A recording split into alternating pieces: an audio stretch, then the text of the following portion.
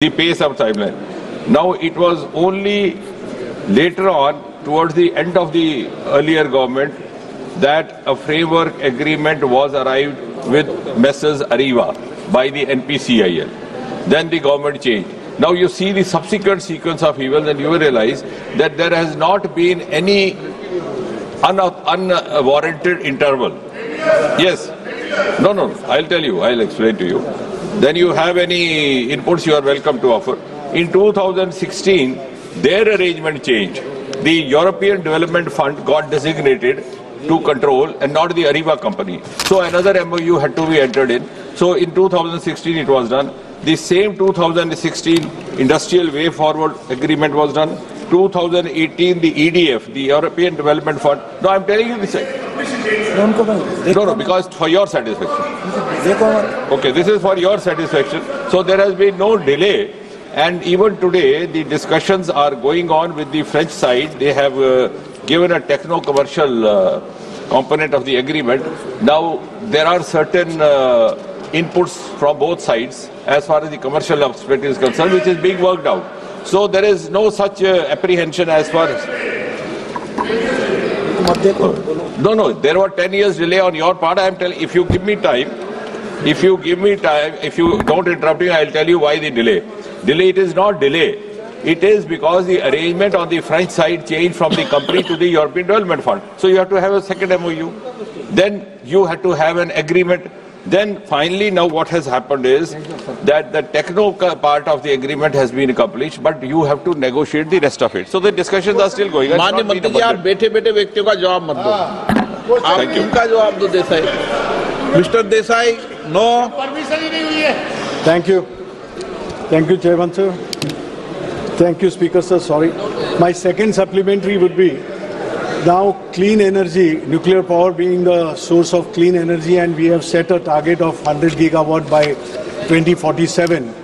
And if we are to achieve that, the nuclear power plants have to come up somewhere in the country. I mean, despite the persistent opposition in Konkan region, it may go to any part of the country. But at the same time, that if it is to be in place, any nuclear power plant project which is coming up, CLND, that is civil liability for nuclear damage, which is a main factor which has to be defined and which has to be a major part of the agreement.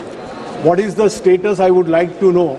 And if when the NPP comes into being, when it is commissioned, then treatment of nuclear waste, which is more bigger question, what is the arrangement on that part?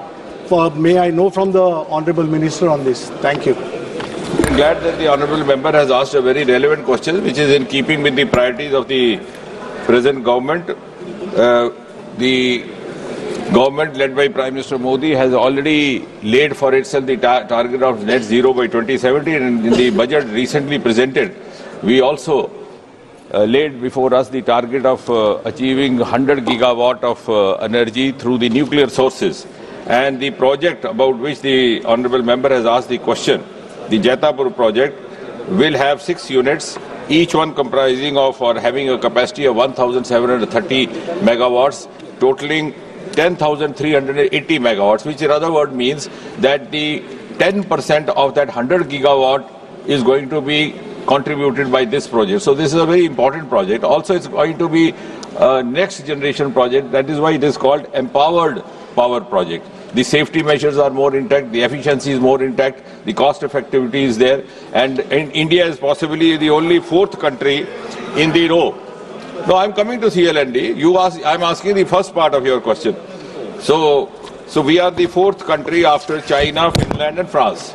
So that means we are now graduating to the next level. Now, as far as CLND is concerned, that discussion is not new. In fact, that agreement was accomplished in the year 2010, and then there were apprehensions on the part of suppliers that if we supply and something goes wrong, then we will be held culpable. But I think more than once that has been abundantly clear.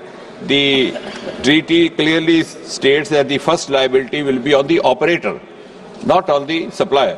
Only when it has been proved by the supplier or otherwise by other evidence that the operator was not at fault, then comes the role of the supplier or his responsibility. And then supplier plus operator are together insured. This government only created an insurance pool of rupees 1500 crore, for which a premium of 120 crore is paid by NPCIL every year. And beyond 1500 crore, the government of India has committed to contribute rupees 3000 crore. And if it goes beyond that also, then we are also a part of the conventional supplementary compensation to the UNO. So there are all safeguards in place. Nevertheless, in the current budget, we have come out with nuclear mission, which would also envisage opening up the nuclear sector to private players in order to give it a boost as far as expansion of the nuclear projects and the nuclear. I'm glad to inform you that we have already got into that mode. The first ever nuclear project in North India is coming up at a place which is just about 150 kilometers from where we are standing right now. That is Gorakhpur, a small town in Haryana. So that is going to be the first nuclear power project in North India. So we are already in an expansionist mode. And in order to facilitate that further, we are going to have an integrated private-public sector synergy, because it's our considered view that if we have to move beyond where we are today, we can't move in silos. Thank you. माननीय सदस्यगण, मुझे कई माननीय सदस्यों के स्थगन प्रस्ताव प्राप्त हुए हैं और मैं देख रहा हूं कि हर रोज स्थगन लगाना में इस विषय पर पूर्ववर्ती माननीय अध्यक्षों ने कई बार व्यवस्था दी है और उन्हीं व्यवस्थाओं के अनुरूप मैं भी व्यवस्था देना चाहता हूं कि माननीय सदस्यगण, स्थगन प्रस्ताव वास्तव में एक बहुत ही असाधारण प्रावधान है जो सरकार का ध्यान तत्काल सार्वजनिक महत्व के मामले को आकर्षित करता है, ताकि तत्काल विषयों पर कार्रवाई न करने पर या कोई गंभीर विषय हो, उस विषय पर ही स्थगन प्रस्ताव लाया जाता है। स्थगन प्रस्ताव उठाए जाने वाला मामला निश्चित, तत्काल और सार्वजनिक मत का होना चाहिए। स्थगन प्रस्ताव में निंदा का तत्व होता है। स्थगन प्रस्ताव तब तक स्वीकार्य नहीं होता जब तक कि सरकार संविधान और कानून द्वारा निर्धारित कर्तव्यों का पालन करने में विफल न हो। नियम 56 की गंभीरता और मत को ठीक से समझे बिना हर दिन बहुत सारे माननीय सदस्य क्षेत्रीय मुद्दों के लिए भी स्थगन प्रस्ताव की सूचनाएं देते हैं। कई माननीय सदस्य राज्य के विषयों पर भी स्थगन प्रस्ताव की सूचना देते हैं। ये प्रयास स्थगन प्रस्ताव की गंभीरता और उसके महत्व को कम करेगा। इसके अलावा मैं देख रहा हूं कि एक ही राजनीतिक दल के सदस्य अलग अलग विषयों पर स्थगन प्रस्ताव की सूचनाएं देते हैं।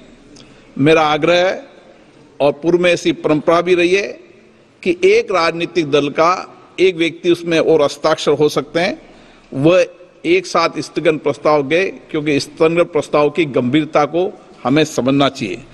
इसके अलावा मैंने ये भी अनुभव किया है कि कई माननीय सदस्य स्थगन प्रस्ताव के नोटिस को सार्वजनिक रूप से प्रकाशित करते हैं, सोशल मीडिया पर प्रचारित करते हैं।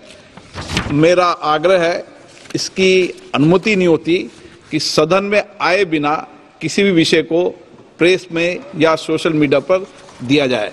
मेरा आग्रह है कि आप सब सदन की गरिमा, मर्यादा और परंपराओं को पालन करेंगे। मैंने किसी भी प्रस्ताव की, आज स्थगन प्रस्ताव की सूचना की अनुमति प्रदान नहीं की गई है। सभा पटल पर रखे जाने वाले पद item number 2 Rao Inderjit Singh. Speaker sir, I rise to lay on the table of the House the papers mentioned against my name at serial number 2 in today's list of business. Item number 3 doctor Jitendra Singh. Doctor Jitendra Singh. अध्यक्ष महोदय, आपकी अनुमति से मैं आज की कार्यवाही की क्रम संख्या 3 के आगे पर मेरे नाम के आगे सूचीबद्ध कागजात सभा पटल पर रखता हूं। धन्यवाद अध्यक्ष। Doctor item number 4, doctor L Murugan. Respected Speaker, sir, with your kind permission, I rise to lay on the table of the House the papers mentioned against my name at serial number 4 of today's list of business pertaining to the Ministry of Information and Broadcasting. Thank you, sir. Item number 5, Shri Sukand Majumdar. Honorable Speaker, sir, with your permission, I rise to lay on the table the papers. एक minute. क्या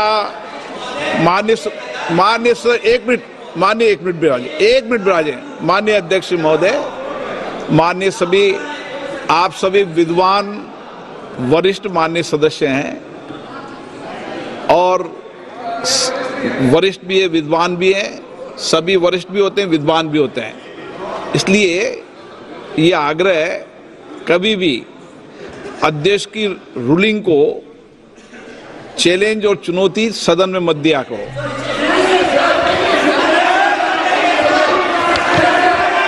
item number 5, Shri Sukand. Respected sir, with your permission, I rise to lay on the table the item papers number 6, mentioned against my name at item number 5 of today's list of business in Lok Sabha.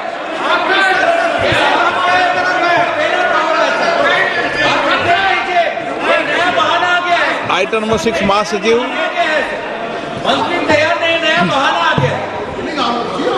Sir, I have to report that Rajya Sabha has no recommendations to make to Lok Sabha in regard to the Appropriation Bill 2025, the Appropriation number 2 Bill 2025, the Manipur Appropriation Vote on Account Bill 2025, and the Manipur Appropriation Bill 2025. Item number 7, Shri Jayprakash ji. आज की कार्यसूची में मेरे नाम के सुमुख यथा सूची लेख सह समिति 2025-26 के प्रतिवेदन संख्या 10, 11, 12, 13, 14 हिंदी और अंग्रेजी संस्करण प्रस्तुत करता हूं। आइटम नंबर 8, माननीय श्री चरण सिंह चन्नी जी।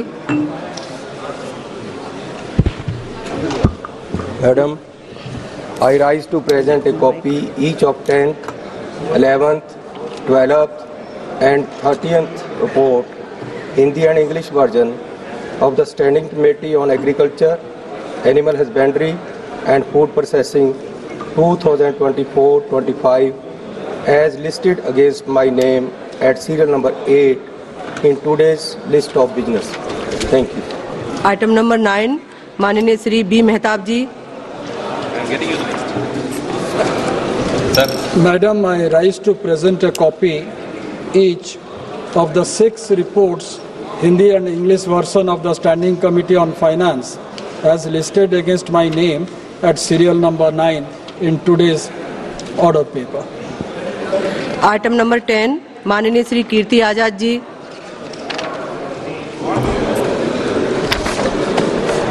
Madam, I rise to present the 6th, 7th and 8th reports, Hindi and English versions, of the Standing Committee on Chemicals and Fertilizers as listed against my name at serial number 10 in today's order paper. Thank you. Item number 11, माननीय Shri PC Mohan ji.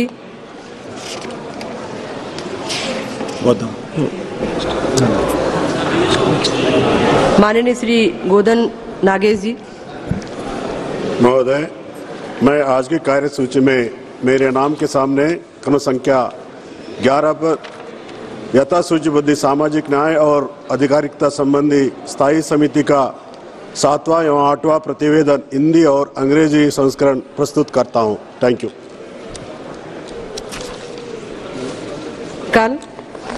कल भी शून्यकाल नहीं था, दोनों सूचियां शून्यकाल में ली जाएंगी, इसलिए समय का विशेष ध्यान रखें।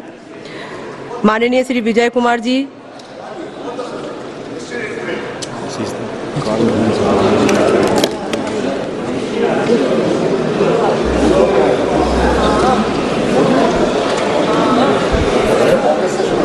Honorable Speaker, I rise to emphasize the urgent need for decent job opportunities for our youth.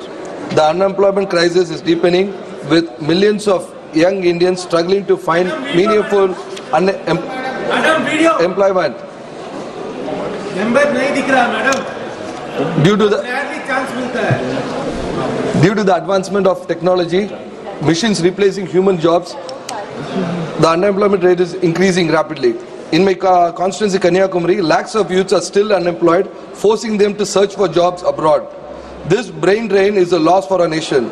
According to the Center for Monitoring Indian Economy, the unemployment rate in India has risen to 8.1% in 2022, with over 30 million youth actively seeking jobs.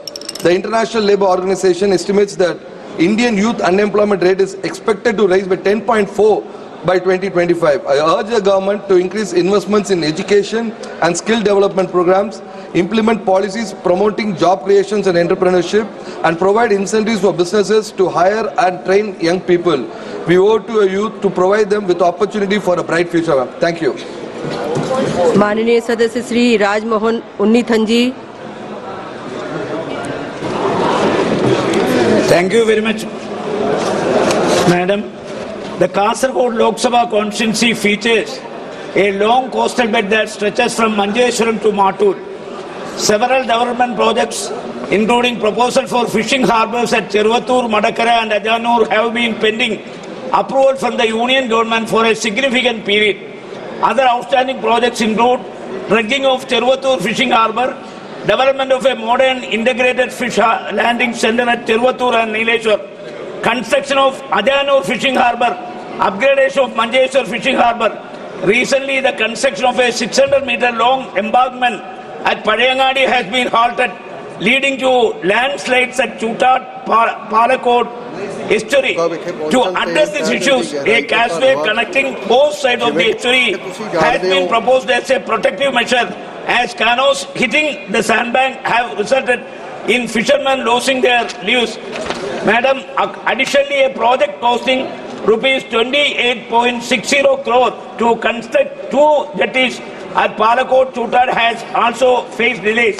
Nowadays, the Kerala community is calling for an immediate halt to sand mining along the Kerala coast due to its detrimental impact on fish resources in the sea.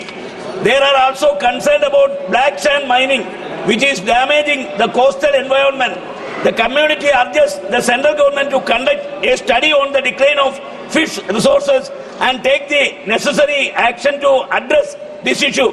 This situation poses a significant challenge for coastal residents. Madam, I urge upon the government of India to expedite the approval and implementation of these projects submitted by the state government and to allocate sufficient funds for their execution. Thank you very much.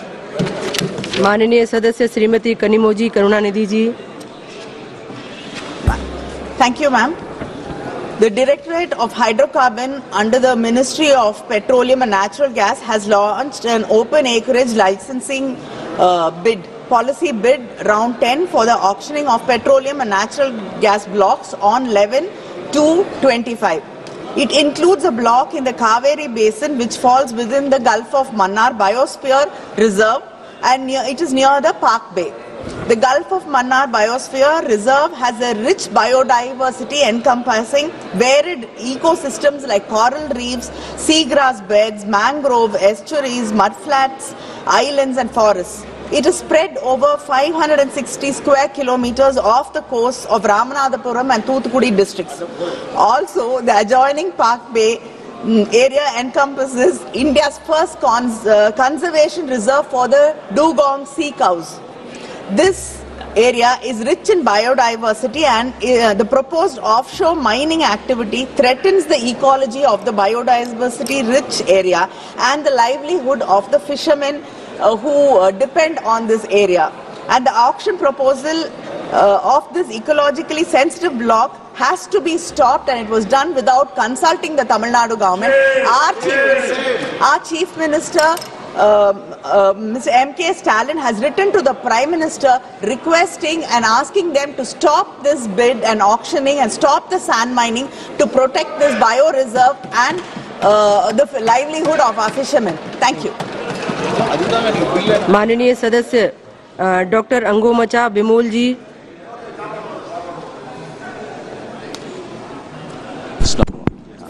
Thank you, Madam Chairperson. I just want to draw the attention of the House to something which our Finance Minister had also mentioned on this floor about the blockage of National Highway, particularly National Highway number 2 and National Highway number 37.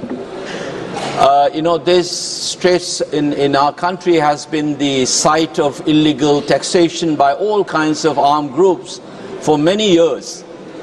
A cement bag which is available for 300 or 350, barely 200 kilometers away in Dimapur, is sold in Imphal around 700, 800 rupees.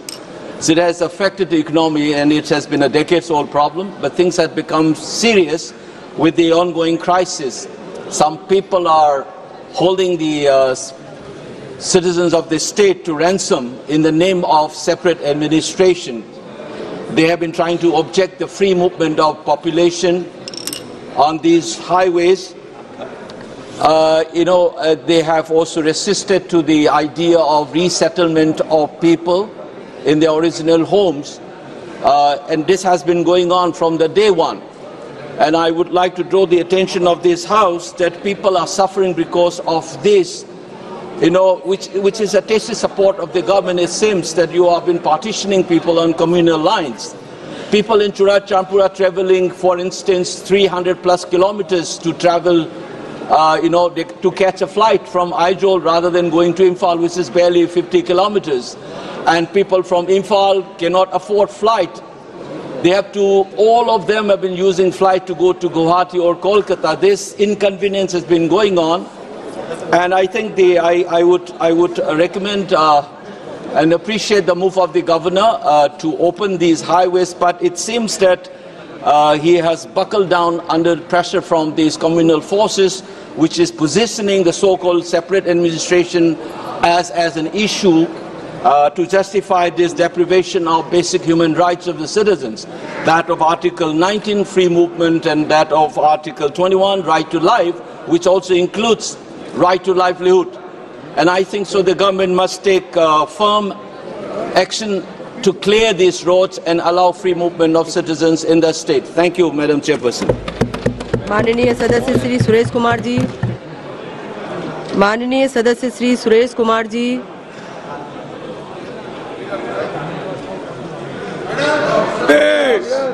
Camera set का चालू mic चालू। Okay, start.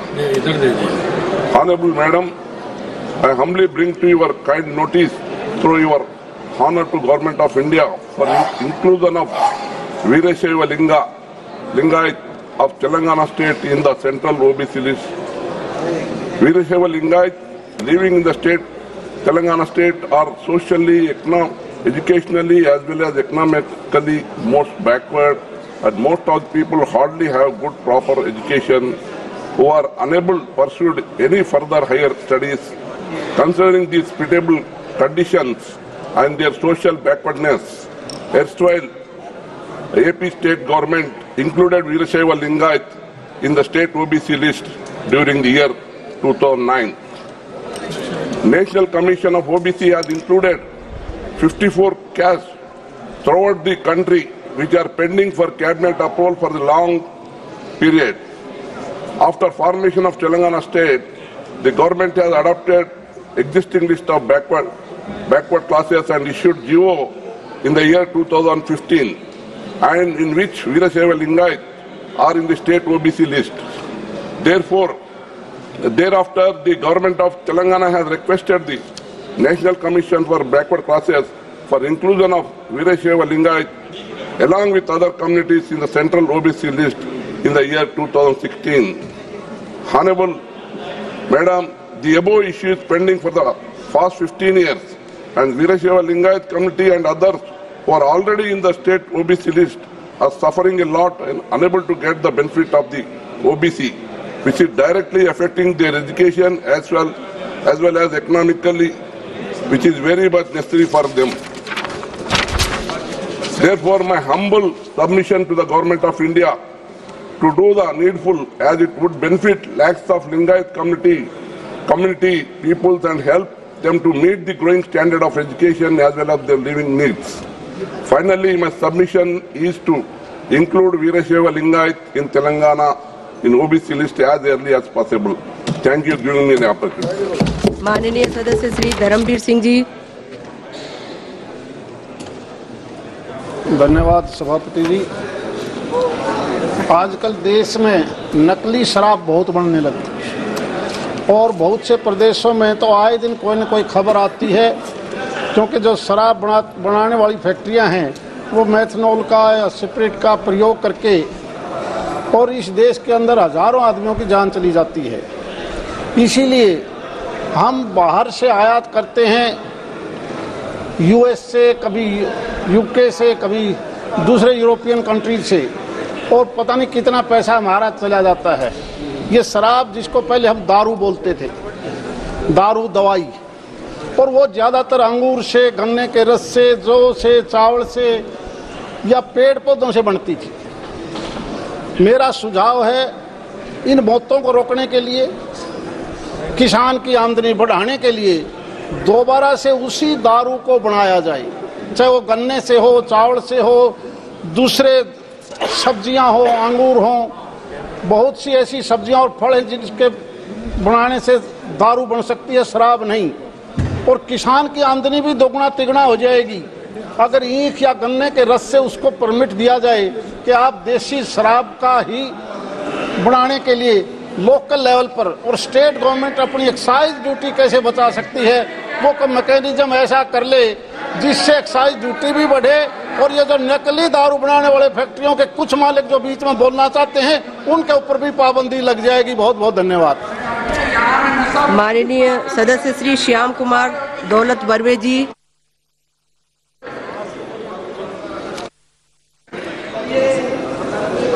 धन्यवाद अध्यक्ष महोदय। अध्यक्ष महोदय, मैं आपके माध्यम से माननीय कोयला मंत्री के ध्यान में लाना चाहता हूं कि कोयला खान में काम करने वाले मजदूर जो उनकी भविष्य निधि सीएम पीएफओ के माध्यम से निवेश किया जाता है, उसमें बहुत बड़ा घोटाला 2014-15 में हो चुका है। उसके बावजूद उनके निधि पे सीएम पीएफओ के लिए कोई भी प्रावधान किया गया नहीं है। मेरी आपके माध्यम से कोयला मंत्री को रिक्वेस्ट रहेंगी कि खान मजदूर अपने खून पसीने के कमाई को आपके सीएम पीएफओ के माध्यम से इन्वेस्ट करता है और उस पर कोई भी कार्रवाई होती नहीं है, क्योंकि डीएचएफएल में निवेश उन्होंने किया था 727 करोड़ रुपए, 1300 करोड़ रुपए किया था, उसमें से 600 करोड़ रुपए उनको मिल गया और 727 करोड़ रुपए डूब गया है। उसके बाद भी कैग ने कैग के रिपोर्ट में आने के बाद भी उस पर कोई भी कार्रवाई सीएम के अधिकारियों पे हुई नहीं है। तो आपके माध्यम से मैं विनती करना चाहूंगा कि कोयला मंत्री को सीएम पीएफओ के अधिकारियों पे कार्रवाई हो और भविष्य में कोयला खदान मजदूरों को उनके भविष्य निधि के साथ में कोई भी खिलवाड़ ना हो, उनका भविष्य सुरक्षित रहे, यही मांग मैं करता हूं। धन्यवाद। माननीय सदस्य श्री बंटी विवेक साहू जी। धन्यवाद माननीय अध्यक्ष जी। मैं इस सदन के माध्यम से मध्य प्रदेश के मेरे लोकसभा क्षेत्र छिंदवाड़ा पांडुना में एक अत्यंत महत्वपूर्ण विषय की ओर सरकार का ध्यान आकर्षित करना चाहता हूं। मेरे लोकसभा क्षेत्र छिंदवाड़ा पांडुना की जलवायु स्वस्थ स्वास्थ्य के लिए अनुकूल है। तामिया पतालकोट जैसे विश्व प्रसिद्ध आदिवासी क्षेत्र है। इस क्षेत्र में जड़ी बूटियों का भंडार है जिनका ज्ञान यहाँ के जनजाति सदस्यों को है। यहाँ की जड़ी बूटियां दुर्लभ और उपयोगी है जिनका संरक्षण एवं परंपरागत ज्ञान का हस्तांतरण पीढ़ी दर पीढ़ी किया जाना आवश्यक है। होम्योपैथी चिकित्सा पद्धति भी सरल, सुलभ, सस्ती इलाज पद्धति है जिसमें जटिल एवं असाध्य रोगों का स्थायी इलाज संभव है। इस पद्धति से इलाज के प्रति लोगों का रुझान निरंतर बढ़ता जा रहा है। देश में चिकित्सक एवं चिकित्सा सुविधाएं बढ़ाने का निरंतर प्रयास किया जा रहा है। ऐसी स्थिति में आयुर्वेदिक एवं होम्योपैथिक चिकित्सा पद्धति के चिकित्सा महाविद्यालय कम लागत में प्रारंभ कर चिकित्सक व चिकित्सा सुविधाएं बढ़ाई जा सकती है। छिंदवाड़ा पांडुना जिले में नवेगांव में होम्योपैथिक चिकित्सालय संचालित हो रहा है, जहां भूमि उपलब्ध है। महाविद्यालय प्रारंभ किया जा सकता है तामिया में उपलब्ध औषधि पौधों एवं जलवायु के आधार पर आयुर्वेद चिकित्सा महाविद्यालय स्थापित किया जा सकता है। आपके माध्यम से मेरा अनुरोध है कि छिंदवाड़ा के नवीगांव में होम्योपैथिक एवं तामिया में आयुर्वेदिक चिकित्सा महाविद्यालय प्रारंभ करने का कष्ट करें। धन्यवाद। माननीय सदस्य Shri advocate Adoor Prakash ji.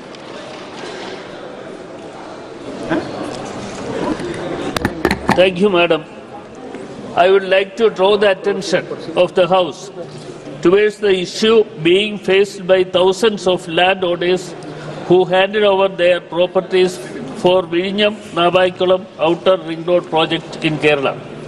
The inordinate delay in the execution of this project is causing great difficulties for landowners whose property and land earmarked for the construction of this road. The landowners who voluntarily handed over the documents before 2 years are still waiting for compensation. Around 6,500 landowners are suffering as they are unable to meet their emergency financial needs, including purchase of new property, marriage and education of children, etc. They are agitating over the delay in disbursement of compensation. It is also understood that the land value fixed by Kala is very meager as compared to the prevailing market value in area concerned. The landowners are also concerned over the terms and compensation and are demanding replacement value for their properties. So the environment clearance for the project is also not yet received. I request the government to take immediate measures for necessary clearance and for distribution of compensation and the early execution of this project. Thank you. माननीय सदस्य श्रीमती प्रतिभा सुरेश धनोरकर जी। महोदया, मी ज्या क्षेत्राचे प्रतिनिधित्व करते त्या क्षेत्रात कुठलीही विमान सेवा उपलब्ध नाही। नागपूर हे एकमेव विमानस्थळ माझ्या लोकसभा क्षेत्रापासून जवळपास 100 ते 150 किलोमीटर अंतरावर आहे। माझा मतदारसंघ तसेच विदर्भात बौद्ध विचाराचे प्रेरित अनेक अनुयायी वास्तव्यास आहे, परंतु नागपूर येथून गया येथे जाण्याकरता ज्या प्रमाणात पाहिजे त्या प्रमाणात कुठलाही सोयी सुविधा उपलब्ध नाही। त्यामुळे नागरिकांना नाहक त्रास सहन करावा लागत आहे। या प्रश्नाच्या माध्यमातून मी आपल्याला विनंती करते की नागपूर ते गया विमान सेवा तातडीने सुरू करण्यात यावी, तसेच नागपूर ते वाराणसी विमान सेवा सुरू करण्यात येण्याची देखील मागणी मी या ठिकाणी करत आहे। कारण डॉक्टर बाबासाहेब आंबेडकर आंतरराष्ट्रीय विमानतळ नागपूर ते लाल बहादूर शास्त्री आंतरराष्ट्रीय विमानतळ वाराणसीसाठी विमानसेवा अत्यंत महत्त्वाची आहे। वाराणसी हे हिंदू धर्मातील एक महत्त्वाचे तीर्थस्थळ आहे। नागपूर आणि आसपासच्या भागातून अनेक भाविक वाराणसीला पर्यटनासाठी जातात, तसे तीर्थक्षेत्रासाठी जातात, पण विमानसेवा नसल्यामुळे भाविकांची मोठी दयनीय अवस्था त्या ठिकाणी होत आहे। हा मुद्दा सभागृहात याच्या आधी देखील अनेकदा उचलला गेला, पण आजपर्यंत या मुद्द्यावर कुठलाही तोडगा निघाला नाही। माझी आपणास विनंती आहे की तात्काळ ही विमानसेवा चालू करून संबंधित सगळ्या पर्यटकांना आपण न्याय द्याल। धन्यवाद। माननीय सदस्य श्री उम्मेदा राम जी बेनीवाल। माननीय सभापति महोदया जी, मैं आपके माध्यम से एक अत्यंत गंभीर और संबंधित मुद्दे को सदन में उठाना चाहता हूं। माननीय सदस्य, ये विषय राज्य सरकार का है जो आप विषय उठाना चाहते हैं। यहाँ राज्य सरकार संक्षिप्त में रखिए अपना विषय। गंभीर मामला है, राज्यसभा का है, राज्य सरकार का विषय है। एक मिनट मुझे बोलने दें। संक्षिप्त में रखिए। गुजरात के राजकोट में हुई राजकुमार जाट की संदिग्ध नरसंग हत्या के मामले में आपके ध्यान में लाना चाहता हूं, जो राजस्थान के भीलवाड़ा जिले के झबरकिया साहड़ा निवासी थे। गुजरात के राजकोट के छोटे पावभाजी व्यवसायी अपने पिता रतनलाल जाट के साथ रहकर होनहार युवा राजकुमार जाट यूपीएससी की तैयारी कर रहा था। अत्यंत दुर्भाग्यपूर्ण तरीके से उसकी हत्या एवं षड्यंत्र के तहत की गई, जिसके केवल उसका परिवार बल्कि पूरा समाज शोक और दुख में है। जानकारों के माध्यम से घटना की जानकारी के कुछ बिंदु मैं आपको बताना चाह रहा हूँ। केंद्र सरकार से क्या चाहते हैं? अत्यंत गंभीर मामला है, अत्यंत गंभीर मामला है। 2 मार्च मैं ये कह रही हूँ बोलिए, लेकिन केंद्र सरकार से क्या चाहते हैं? साथ में मंदिर जा रहा था। वो गोंडल के पूर्व विधायक के बंगले के पास कुछ लोगों ने जबरन रोककर बंगले के अंदर ले गए और 10-15 लोगों ने राजकुमार के साथ देर में से मारपीट की। 3 मार्च को राजकुमार कमरे से सोने चला गया, लेकिन अगली सुबह वो लापता था। उसके पिता स्थानीय पुलिस में शिकायत दर्ज कराई, लेकिन कोई सहायता नहीं मिली। 4 मार्च को 2025 को राजकुमार का शव गोंडल से 55 किलोमीटर दूर कुपवाड़ा के एक सड़क पर मिला। पुलिस ने इसको हिट एंड रन का मामला बताकर शव को राजकोट के सिविल अस्पताल में भेज दिया, लेकिन गुमशुदगी की रिपोर्ट के बाद भी उसके पिता को घटना की सूचना नहीं दी गई। मेरी आपके माध्यम से मांग है कि ये अति संवेदनशील मामला है। माननीय प्रधानमंत्री जी और गृह मंत्री जी के गृह राज्य की घटना है। आप गुजरात सरकार के निर्देशित कर इस घटना गंभीर मामले की जांच सीबीआई से करवाने की अनुशंसा मंगवाए, ताकि मामला निष्पक्ष और पारदर्शी तरीके से पीड़ित परिवार को न्याय मिल सके।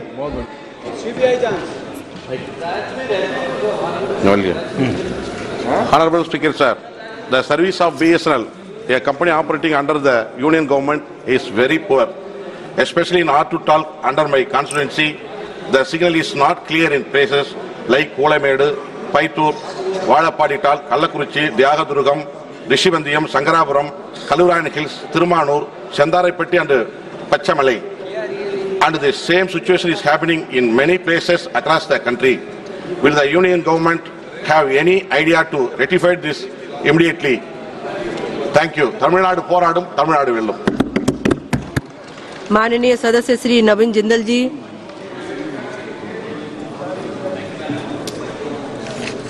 I stand before this august house to raise a matter of utmost importance. The urgent need to establish an Indian Institute of Technology in Haryana. At the outset, I would like to express my heartfelt gratitude to the Honorable Prime Minister Shri Narendra Modi ji and the Honorable Minister of Education Shri Dharmendra Pradhan ji for their visionary leadership in revolutionizing India's education sector. Over the past 10 years, the total number of students in 23 IITs has more than doubled from 65,000 students to 1,35,000 students, empowering lakhs of young minds to contribute to India's technological advancement. Madam, however, Haryana, a state that has contributed immensely to the nation's progress, from feeding the country as its breadbasket to producing Olympians and soldiers who safeguard our borders, it still lacks an IIT. While Haryana proudly hosts premier institutes like AIIMS, Rewari and IIM in Rohtak, there is no IIT in the state. This is despite Haryana's rich legacy of academic excellence and its strategic location as an industrial and agricultural powerhouse. Madam, Dharam Kshetra Kurukshetra is land of Bhagavad Gita, land of immense historical, cultural and educational significance. It stands as the ideal location for this IIT. The city already has the infrastructure to support a world-class institution. Therefore, an IIT in Kurukshetra would unlock opportunities for rural and Tier 2 city youth who often face barriers to accessing top-tier education. Madam, I have personally discussed the matter with the Honorable Chief Minister of Haryana, who has wholeheartedly supported this proposal. The state government is fully prepared to provide the requisite land and has already written to the Ministry of Education for the establishment of IIT at Kurukshetra. Therefore, Madam, through you, I urge the Honorable Minister of Education to prioritize this request and take immediate steps to establish an IIT in Kurukshetra. Madam, turning this vision into a reality would benefit millions of aspiring students and contribute to the nation's development. Thank you. माननीय मंत्री श्री अर्जुन राम मेघवाल जी। अर्जुन राम मेघवाल जी, माननीय। Honorable Chairperson, with your permission, I rise to present the 8th report of the Business Advisory Committee. Thank you. माननीय सदस्य श्री अमरा राम जी।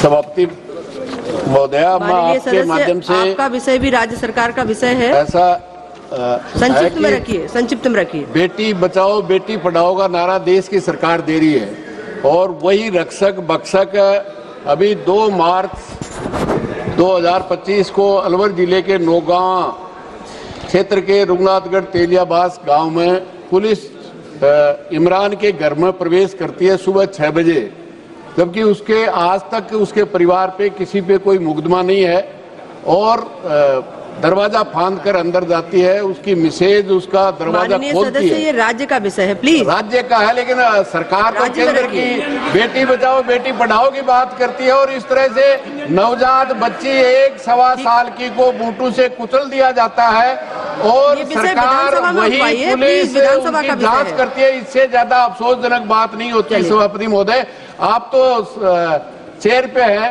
महिलाओं बच्चियां तो नवजात तो 1-1.25 साल की बूटों से बेड पे चढ़ के उसको जान ले ली गई है।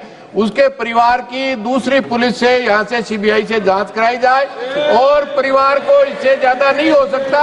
भयभीत करने का काम जिस तरह से इमरान और उसके परिवार इलाके को किया जा रहा है, मैं समझता हूँ ये बहुत बड़ा अफसोसजनक बात है।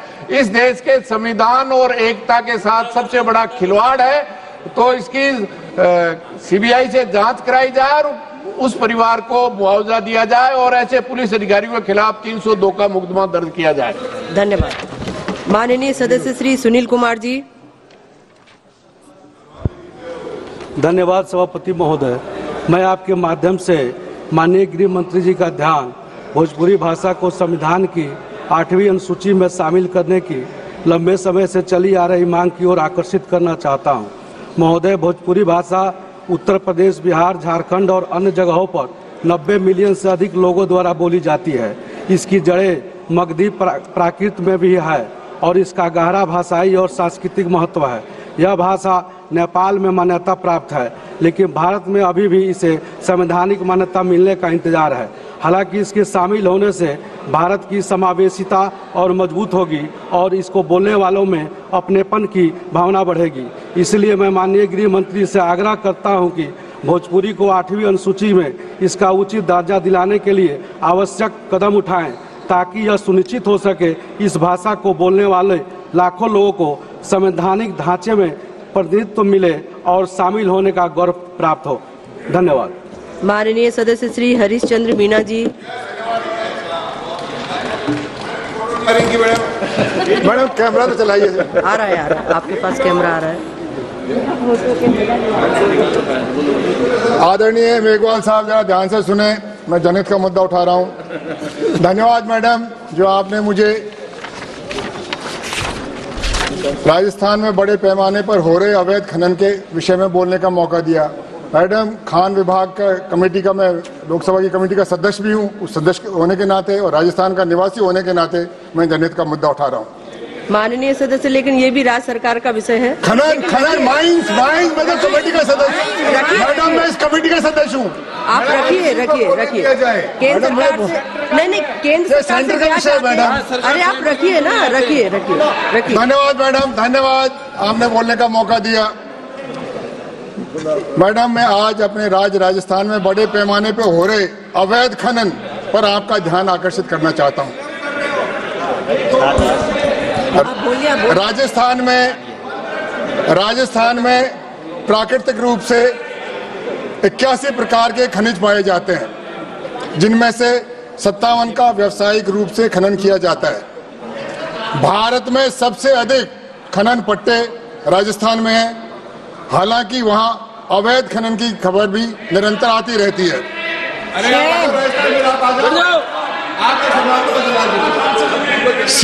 मैडम, सीएजी की रिपोर्ट 2022 के मुताबिक, माननीय सदस्य संक्षेप में रखिए अपना विषय प्लीज। कहा गया है कि पिछले वर्षों के राजस्थान में पिछले वर्षों के मुताबिक उससे 170 गुना ज्यादा अवैध खनन हुआ है।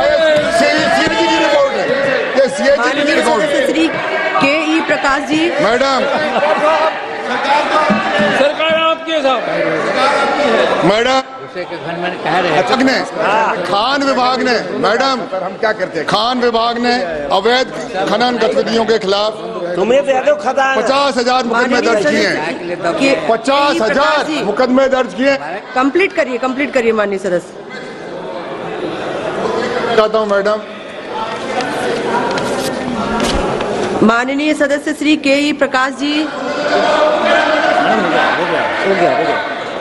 माननीय सदस्य कहाँ है नहीं क्या ये वाला? अच्छा करिए ना, कंप्लीट तो करिए। आप कर कहाँ रहे हैं? आप जल्दी बोलिए। जल्दी बोलो। मैडम मेरा आपसे अनुरोध ये है कि हमारा युवा भ्रमित हो रहा है, नौकरी के अभाव में अवैध खनन में जा रहा है। अपराध मेरा विषय है ना, मेरे क्षेत्र में राजस्थान की सबसे बड़ी नदी बनास बहती है। आप रखिए मैडम, वहाँ पूरी जमीनी जो कृषि योग्य जमीन थी पथरीली हो गई अवैध खनन के चक्कर में। नहीं मैडम कुछ नहीं। खनन माफिया के.ई. प्रकाश जी आप बोलिए। சபாநாயகர் அவர்களே,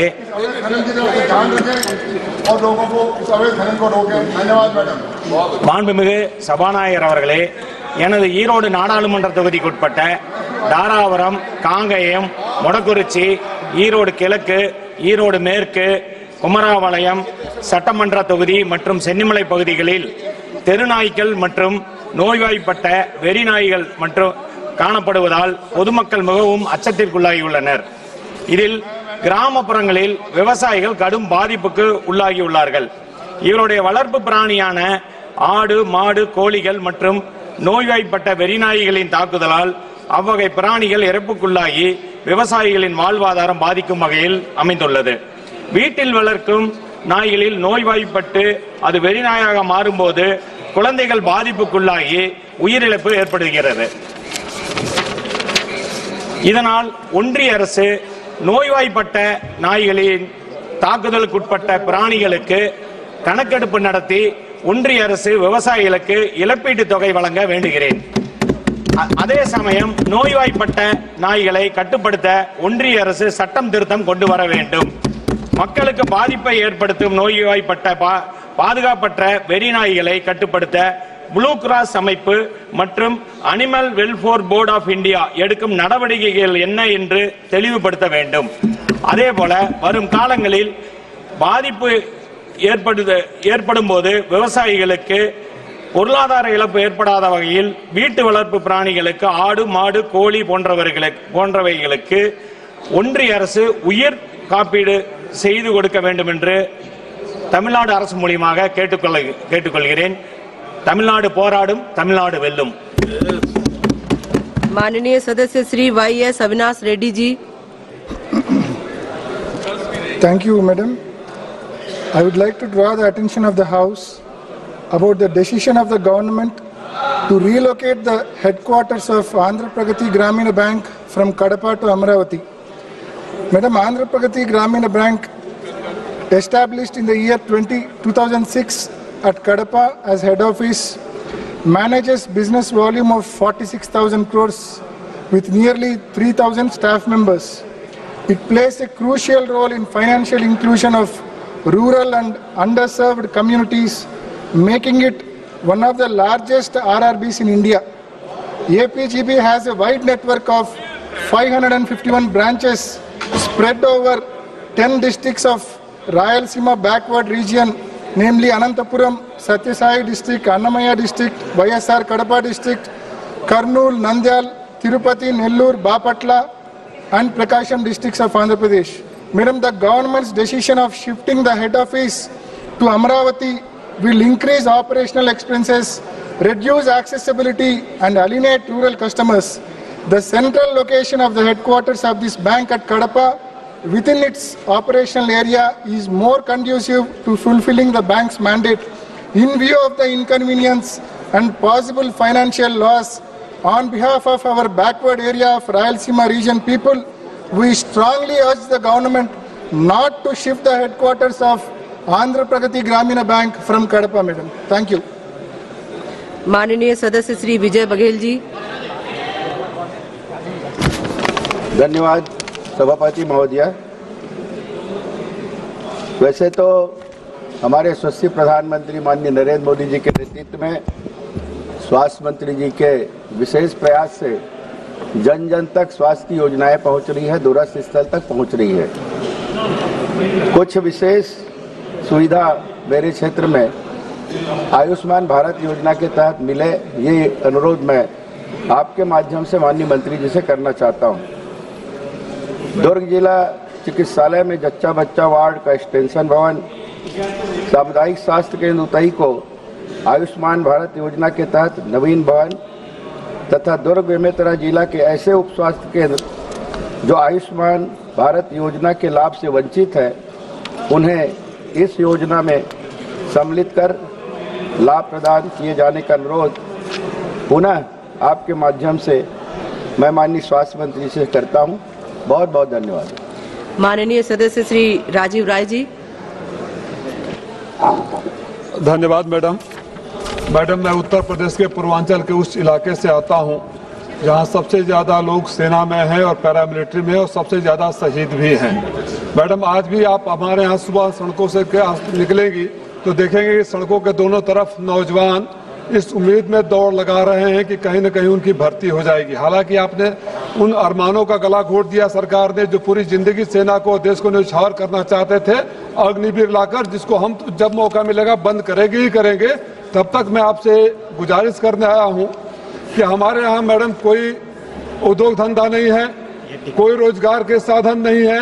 हमारे यहाँ जो किसान भी है छोटे छोटे हैं, हमारे यहाँ किसानों की हालत मजदूरों से भी बदतर है। उन घरों के बच्चे, मऊ के, बलिया के, आसपास के पूर्वांचल के घरों के बच्चे इस उम्मीद में रहते हैं कि सेना में या पैरामिलिट्री में नौकरी लग जाएगी तो शायद उनकी जिंदगी भी पटरी पर आ जाएगी और देश की सेवा भी कर पाएंगे। समस्या ये है कि एक तो ऑलरेडी बहुत गरीबी है, हमारे यहाँ से भर्ती कैंप, भर्ती केंद्र है बहुत दूर है और सबसे ज्यादा घनी आबादी वाला इलाका है। मैं आपके माध्यम से सरकार का ध्यान आकृष्ट करना चाहता हूँ कि अगर आप मऊ में सेना और पैरामिलिट्री के भर्ती के कैंप और उनकी भर्तियों से पहले और ट्रेनिंग देना शुरू कर दे, जिसमें टेक्निकल जानकारी के अभाव में, मेडिकल जानकारी के अभाव में बहुत सारे छट जाते हैं। तो चूंकि जो उद्योग नहीं है, बेरोजगारी है, कोई माँ के पेट से अपराधी पैदा होकर नहीं आता मैडम। जो अपराध की संख्या बढ़ी है, बेरोजगार होते हैं, कोई साधन नहीं होते हैं, तो ऐसे नौजवानों को भर्ती करके देश में सेवा करने का मौका दिया जाए। मऊ में भर्ती का केंद्र खोला जाए और भर्ती से पहले प्री जो ट्रेनिंग होती है मेडिकल की और टेक्निकल की, देने की कृपा करें, जिससे बेरोजगारी की भी समस्या दूर होगी, देश की सेवा भी दूर होगी। और पुनः दोहराता हूँ, अपने लोगों को भरोसा दिलाता हूँ कि जब भी मौका मिलेगा अग्निवीर को खत्म कर पूरी जिंदगी आपको सेवा का मौका दिया जाएगा। माननीय सदस्यगणों, अब मैं शून्यकाल की कल की सूची ले रही हूँ। समय की कमी है, इसलिए आप सभी से आग्रह है कि केवल एक मिनट में अपनी बात रखें ताकि सभी माननीय सदस्यों को मौका मिल सके। माननीय सदस्य श्रीमती रूप कुमारी चौधरी जी। धन्यवाद सभापति महोदया। सिरपुर 5वीं से 8वीं शताब्दी के बीच दक्षिण कोसल साम्राज्य की राजधानी था और इसका ऐतिहासिक महत्व अत्यधिक है। यहाँ स्थित लक्ष्मण मंदिर, राम मंदिर, गंधेश्वर महादेव मंदिर, बौद्ध विहार और जैन विहार जैसी संरचनाएं उस समय की अद्वितीय वास्तुकला को प्रदर्शित करती हैं। सिरपुर में किए गए उत्खनन में 12 बौद्ध विहार, 1 जैन विहार, बुद्ध और महावीर की मूर्तियां, शिव और विष्णु मंदिर, भूमिगत अन्न भंडार और स्नानघर जैसी महत्वपूर्ण संरचनाएं सामने आई हैं, जो इसके सांस्कृतिक और धार्मिक समृद्धि को दर्शाती है। विशेष रूप से सिरपुर की तारा की मूर्ति कला और शिल्प की उत्कृष्टता को प्रदर्शित करती है। कुछ इतिहासकारों का यह भी मानना है कि यह भगवान राम के बेटे कुश की राजधानी थी। महोदया, जिनका इतिहास नहीं होता और जिन्हें अपने इतिहास पर गर्व नहीं होता, उनका वर्तमान भी नहीं होता। यह पंक्ति सिरपुर के ऐतिहासिक महत्व को और भी गहरा बनाती है, क्योंकि यह स्थल भारतीय इतिहास और संस्कृति का अभिन्न हिस्सा है। इसका संरक्षण न केवल छत्तीसगढ़ अपितु संपूर्ण राष्ट्र के गौरवशाली इतिहास को विश्व पटल पर संपूर्ण राष्ट्र को गौरवान्वित करेगा। इसलिए मेरा प्रश्न माननीय संस्कृति मंत्री से आपके माध्यम से आग्रह है, क्या केंद्र सरकार और राज्य सरकार छत्तीसगढ़ सरकार सिरपुर के उत्खनन, संरक्षण और ऐतिहासिक महत्व को बढ़ावा देने के लिए कोई विशेष योजना बना रही है? साथ ही क्या सिरपुर को यूनेस्को की विश्व धरोहर में शामिल करने की सरकार कोई ठोस कदम उठा रही है? धन्यवाद। रमन सिंह जी। बहुत बढ़िया। मैं आपके माध्यम से सरकार का ध्यान प्रयागराज के औद्योगिक क्षेत्र नैनी की ओर आकर्षित करना चाहता हूं, जो कि देश की प्रधानमंत्री इंदिरा गांधी जी ने बसाया था और तत्कालीन मुख्यमंत्री हेमवती नंदन बहुगुणा जी ने उसको बसाया था, जहां मशीनों की घनघनाहट से पूरा औद्योगिक क्षेत्र गुंजायमान रहता था। सार्वजनिक क्षेत्र की कंपनियां ITI में 5000 लोग कार्यरत थे, BPCL में 600 कर्मचारी, TSL में 1500 कर्मचारी, हिंदुस्तान केबल में 900 कर्मचारी कार्यरत थे। प्राइवेट सेक्टर की कंपनियां रेमंड सिंथेटिक्स में 4000 कर्मचारी, यूनिवर्सल टायर में 400 कर्मचारी, डेज मेडिकल में 450 कर्मचारी, TEW में 600 कर्मचारी और GEC में 700 नियमित कर्मचारी और स्वदेशी कॉटन मिल में 2200 कर्मचारी कार्यरत थे। आज सारी की सारी कंपनियां बंद पड़ी हुई हैं। मैं सरकार से मांग करना चाहता हूं कि 16,000 नियमित कर्मचारी थे परोक्ष रूप से और 6,000 मजदूर कार्यरत थे। देश के प्रधानमंत्री जी ने वादा किया था, इतनी महिमा और गुणगान किया गया प्रयागराज का, लेकिन नैनी औद्योगिक क्षेत्र की ओर जहां देश के प्रधानमंत्री जी ने वादा किया था इसके पुनरुद्धार के लिए, लेकिन आज सारी की सारी कंपनियां जिनका मैंने नाम लिया है, आज वहां पर CR बोल रहे हैं, सारी कंपनियां बंद हैं। मैं देश के प्रधानमंत्री से आग्रह करूंगा की वजह से कोई निजाम के टाइम में उतनी बड़ी डेवलपमेंट नहीं हुई, इसीलिए मैं उनसे ने आग्रह भी किया, मीटिंग भी किया, लेकिन वो कुछ आगे नहीं बढ़ रहा है। इसीलिए मैं ये चाहता हूँ, और यहाँ तक भी मैं सुना, अगर मैं गलत है तो मैं वापस लेता हूँ अपने शब्द को, इवन नेशनल नंबर रखने के लिए भी, यानी नेशनल हाईवे नंबर 1, 2, 3, 4, 106, 100 नंबर के लिए भी प्राइम मिनिस्टर ऑफिस जाना पड़ता है, ऐसे मुझे इंफॉर्मेशन मिला है। ये गलत है तो ठीक, आप बोलिए इसको। नंबर के लिए, पैसे के लिए, आप बोल रहे पैसे की कोई कमी नहीं हो सकता, आसाम के प्रोजेक्ट को स्पेशली दिए होंगे। अब आप बॉन्ड्स उधर इधर से ले रहे हैं, ये आपकी मेहनत है, क्योंकि आपका दिमाग इतना तेज है कि हर चीज को अगर नहीं देते हैं तो कुछ और तरीके निकालते हैं। लेकिन खास बात यह है कि फंड्स इनके पास नहीं है, जो काम चल रहे हैं उनको भी नहीं दे रहे। आखिरी में बहाना क्या बनाते हैं, आप लैंड दो मैं काम करूंगा। उनको मालूम है लैंड आजकल इतनी जल्दी नहीं मिलती, लेकिन जहां अवेलेबल है वहां भी अगर आप काम नहीं करेंगे, आगे नहीं बढ़ाएंगे, ये बहुत मुश्किल है। इसीलिए मैं उनसे अपील करता हूं कि फंड्स कहीं से भी निकालो और बोलो मोदी साहब को भी कम से कम, क्योंकि अभी मोदी साहब की तारीफ आप भी के, मैं नहीं एक्सपेक्ट किया था कि काम तो आप कर रहे हैं और नाम, हर मछली का नाम भी उनका ही और रास्ते का नाम भी उनका ही, हर चीज। तो इसीलिए मैं चाहता हूं कम से कम आप फंड्स करके ये जितने भी हमारे काम है इसको कंप्लीट करने का। स्पीकर महोदय, मैं खड़गे साहब को ये बताना चाहता हूं कि कोई नंबर देने की फाइल कहीं प्रधानमंत्री के पास जाती नहीं। प्रधानमंत्री ने मुझे नियुक्त किया है और मेरे डिपार्टमेंट में जो अधिकार उनने दिए उसके अधिकार में मैं काम करता हूं, उसमें मुझे कोई अड़चन नहीं है। दूसरी बात, मैं नम्रतापूर्वक खड़गे साहब को बताना चाहता हूं, केवल उनके कर्नाटक स्टेट में, जब से कर्नाटक स्टेट बना हुआ है उसके बाद में जितना कुछ काम हुआ है, 2014 में हमारी सरकार आने के बाद 10 साल में हमने जितना काम किया है उससे कई गुना ज़्यादा काम हमने किया है।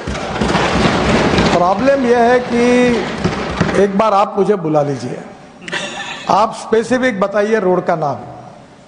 हम चेन्नई से लेकर पहली बार दिल्ली से मुंबई एक्सप्रेस हाईवे चेन्नई को लेकर, चेन्नई से नया हाईवे बन रहा है जिसका काम शुरू हो गया, चेन्नई से अपना सूरत से नासिक, नासिक से अहमदनगर, अहमदनगर से सोलापुर, सोलापुर से कर्नूल और कर्नूल से चेन्नई, बेंगलोर, मैसूर, हैदराबाद, कोचीन, त्रिवेंद्रम, कन्याकुमारी।